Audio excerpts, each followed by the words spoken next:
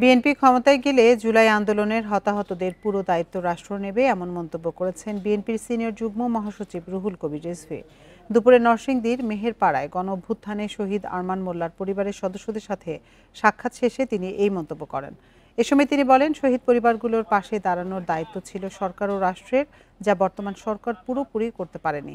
কেন অবহেলা করা হচ্ছে এবং নিহতদের পুরো তালিকা তাদের কাছে কেন নেই, এমন প্রশ্নও তোলেন তিনি। পরে আরমান মোল্লার পরিবারের হাতে নগদ অর্থ সহায়তা তুলে দেন রিজভী। এ সময় এ পরিবারের পুরো দায়িত্ব আমরা বিএনপি পরিবার নিয়েছে বলেও জানান তিনি। রোজকার সাধারণ খাবার এখন হবে অসাধারণ। প্রাণ স্বাদের মশলা, স্বাদ বাড়ায়, ঘ্রাণ ছড়ায়।